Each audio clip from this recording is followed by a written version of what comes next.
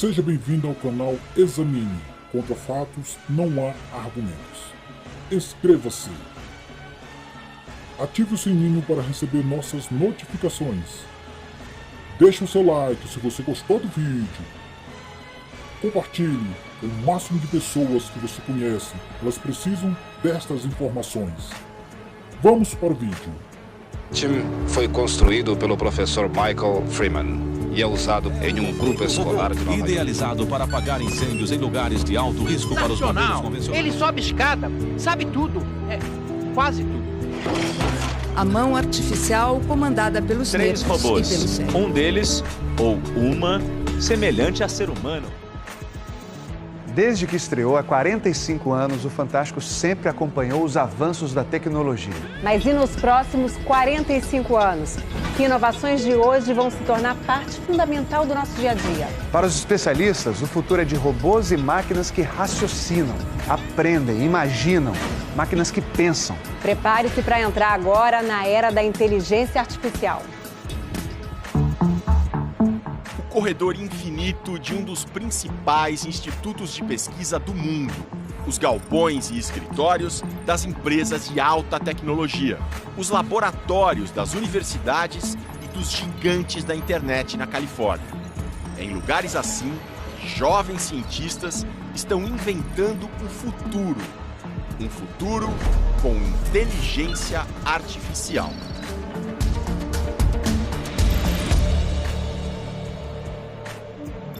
É uma revolução porque até hoje, quando a gente queria resolver um problema computacionalmente, a gente programava o computador e dava todas as regrinhas para o computador. Linhas e linhas de programa. Exatamente. Então eu falava, computador, se você achar o cenário A, faça B. Se você achar o cenário C, faça D. E assim por diante. Perfeito. Trabalhando há 26 anos nos Estados Unidos, a Fernanda Viegas, uma brasileira que estudou arte e virou cientista da computação, explica. Agora, com a inteligência artificial, a programação de computadores está ficando diferente. É só dar algumas instruções bem gerais para a máquina e, a partir daí, o programa vai aprendendo por si só. Que nem uma criança que vai aprendendo, isso aqui é uma bola, isso aqui é um carrinho, isso aqui é a minha mãe, isso aqui é o meu pai.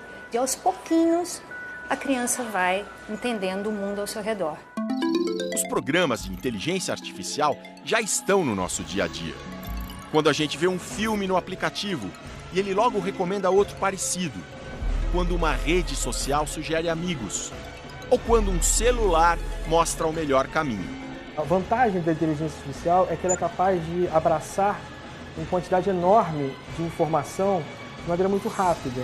Então, quando você está inundado de informação, como é o que acontece nos dias de hoje, a inteligência artificial ela pode te ajudar a trazer à tona o que é importante. No Rio, o astrofísico Clécio Debon usa a inteligência artificial na pesquisa científica para analisar imagens dos confins do espaço e também de poços de petróleo. Com a inteligência artificial, a gente consegue realizar tarefas que antes eram impossíveis, que eram exclusivas dos seres humanos.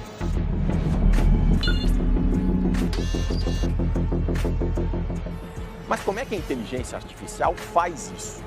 Como é que um computador aprende? Imitando a máquina mais fantástica que existe, o cérebro humano. E essa imitação não é fácil, porque o cérebro humano é muito complexo. Ele é formado por 86 bilhões de células chamadas neurônios, que se comunicam entre si por impulsos elétricos super rápidos. É por isso que o cérebro tem essa capacidade imensa de aprender e de se adaptar a coisas inesperadas. Na inteligência artificial, os programas de computador tentam imitar essa capacidade do cérebro, essa capacidade que nos faz humanos. Com o passar do tempo, com o avanço da ciência, essa imitação do cérebro está ficando cada vez melhor. Já existem até robôs inteligentes. E a gente foi conhecer alguns deles. Vamos começar pelo robô pedestre, o Chacal, passeando pelos corredores infinitos do renomado Instituto de Tecnologia de Massachusetts, conhecido pela sigla em inglês, MIT. A robot's intelligent. Nosso robô é inteligente porque ele está tomando decisões sobre como se comportar 10 vezes por segundo.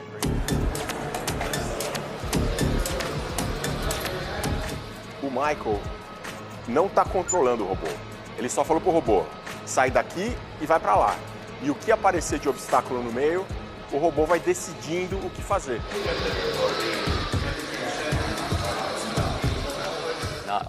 Não é um robô tradicional que faz sempre a mesma coisa.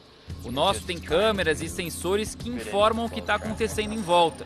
E aí o programa de inteligência artificial vai decidindo o que o robô deve fazer. É o que uma pessoa faria naturalmente. As aplicações práticas são muitas. Ele pode carregar a sua mala ao seu lado num aeroporto ou as compras no shopping. Num hospital, pode transportar remédios ou até mesmo os próprios pacientes. Eu poderia, da minha mesa, pedir uma pizza no celular e um robô viria até aqui entregar. Seria bacana. Seguindo pelos corredores infinitos, encontramos o robô Hermes, com um tipo diferente de inteligência artificial. Eu uso um ser humano para controlar o robô. O João se formou engenheiro na PUC do Rio e está fazendo doutorado no MIT. A tese é sobre o Hermes. E ele vai fazer um tipo de movimento, por exemplo, ele vai andar ou pular, alguma coisa assim. E a gente captura esse dado desse movimento dele, então as forças que ele aplicou e o movimento das juntas, por exemplo, e a gente transfere essa informação para o robô. E o robô, ele copia o movimento. E conforme ele vai copiando esse movimento, o ser humano sente fisicamente o que está acontecendo com o robô. Então a gente meio que fecha esse loop virtual entre os dois.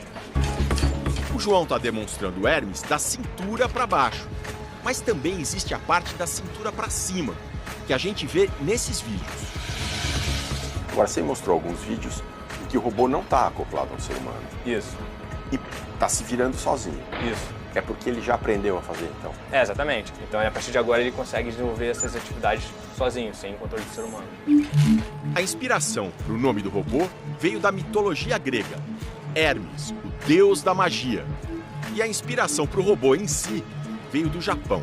Começou, na verdade, com um desastre que teve em Fukushima em 2011, né, na usina nuclear de Fukushima, no Japão. Depois de um terremoto e de um tsunami, estava vazando radiação. Era preciso entrar na área de perigo para desligar o sistema. Mas... por causa dos níveis de radiação, no lugar você não podia mandar um ser humano. O governo japonês lançou um SOS mundial. Precisamos de um robô para essa tarefa. Mas nenhum país tinha. Começou, depois disso, foi um esforço conjunto de toda a comunidade robótica para tentar resolver esse problema de os robôs que são capazes de navegar esse tipo de sistema totalmente desestruturado, né? Enquanto o robô do João tem formas humanas, no mesmo grupo de pesquisa dele, um colega mexicano desenvolve uma máquina inspirada num animal, o guepardo. Em inglês, cheetah. Parece um daqueles robôs de filme. Olha o que ele faz.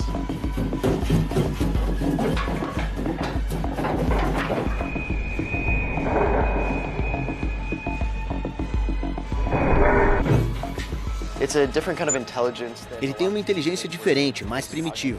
Ele consegue se equilibrar e reagir a imprevistos. Se é empurrado, ele estica a perna para não cair. Ele tem essa habilidade que pessoas e animais têm, mas nem percebem. Quando você caminha, o seu cérebro calcula onde colocar o pé, quanta força usar, como desviar de obstáculos. Mas você nem pensa nisso, é intuitivo. E ele é um robô que faz essas mesmas coisas. O mais incrível é que o cheetah não tem câmeras, não tem visão. Ele se orienta pelo tato. Nós queremos que ele seja usado no futuro em operações de resgate, depois de um terremoto, por exemplo. É por isso que ele tem pernas, porque pernas conseguem passar por cima de lugares que rodas não conseguiriam alcançar.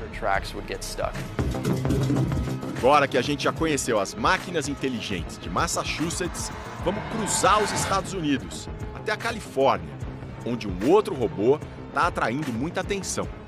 Entre tantos robôs que usam inteligência artificial, tem um que se destaca, porque ele faz previsões do que ele vai fazer. É um robô que tem imaginação, coisa de louco, né? Fica num laboratório aqui perto de São Francisco E a gente vai lá ver qual é. É na famosa Universidade da Califórnia, em Berkeley, que o robô, chamado Vestri, foi desenvolvido. À primeira vista, não parece nada demais. Um braço robótico que empurra peças de plástico para lá e para cá. Só que antes de se mexer, o Vestri pensa. Imagina as várias opções de trajetória.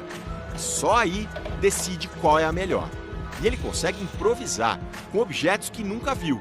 O Frederick, que é um engenheiro pesquisador aqui do robô, me deu uma sugestão de a gente botar um objeto, vou botar o meu caderninho de anotações aqui, para o robô pegar o caderno e levar de um ponto para outro. É um objeto que ele nunca viu. O Eric só determinou a saída e a chegada, na diagonal. Ele está conseguindo. O robô fez direitinho. No computador dá para rever como é que o Vestri tomou a decisão de qual trajetória seguir. Aqui do lado direito você vê as previsões para as diferentes ações que ele pode tomar.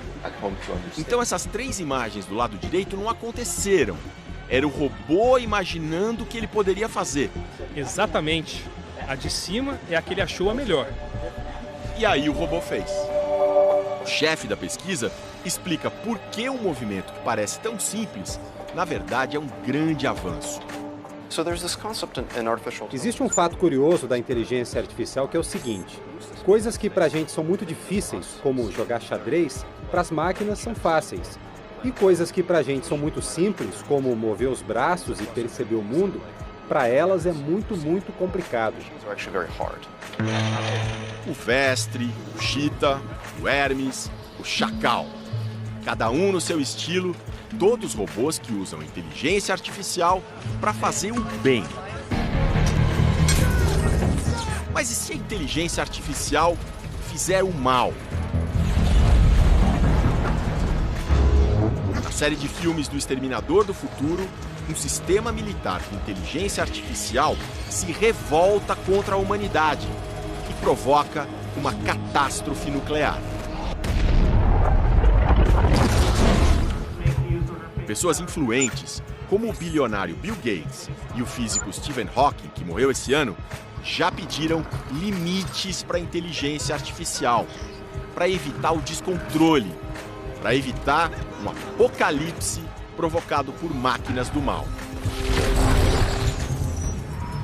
Faz sentido essa preocupação? O astrofísico Clécio Debon avalia que a inteligência artificial ainda está longe desse ponto. As ferramentas de inteligência artificial, elas são muito especializadas. Uma ferramenta que sabe reconhecer uma maçã, muitas das vezes não vai saber jogar xadrez. Então, elas executam tarefas que são muito especializadas. Nos laboratórios do Google em Boston, a pesquisadora Fernanda Viegas também acha que a ficção do cinema, por enquanto, é só ficção. Eu sou uma otimista cautelosa. Eu estou torcendo para que os melhores usos de inteligência artificial ganhem e que a gente cada vez mais consiga usar essa tecnologia para resolver problemas que a gente nunca foi capaz de resolver. Ao mesmo tempo, eu acho que a gente também, como sempre, tem que ter cuidado e usar a tecnologia responsavelmente. E o chefe da pesquisa do Vestri, o robô que tem imaginação, alerta. Acho que são preocupações reais. Talvez não hoje, talvez num futuro muito distante, mas são preocupações reais. Como com toda tecnologia, vão surgir consequências positivas e negativas. A melhor maneira de lidar com isso é estudar a fundo a inteligência artificial, principalmente no ambiente universitário aberto. A humanidade enfrentou todos os seus desafios assim, através do entendimento. Na semana que vem tem mais inteligência artificial. Na Califórnia, em Boston, no Brasil, a gente investiga como vai ficar a medicina, diagnósticos feitos sem médicos e o futuro do trabalho. O crachá que registra tudo o que o funcionário faz. É a pergunta que está na cabeça de todo mundo. Um dia, os robôs inteligentes vão tomar o nosso emprego? Semana que vem tem mais inteligência artificial. Quanto a ti, Daniel, guarda em segredo estas palavras e mantém lacrado o livro até o tempo do fim. Muitos andarão errantes e a iniquidade aumentará. Daniel 12:4. Vi então tronos, e aos que neles se sentaram foi dado o poder de julgar. Vi também as almas daqueles que foram decapitados por causa do testemunho de Alxa e da palavra do Eterno, Yahweh. E dos que não tinham adorado a besta, nem a sua imagem, nem recebido a marca sobre a fronte ou na mão. Eles voltaram à vida e reinarão com o Messias durante 1000 anos. Apocalipse 20, verso 4, Bíblia de Jerusalém. Continua.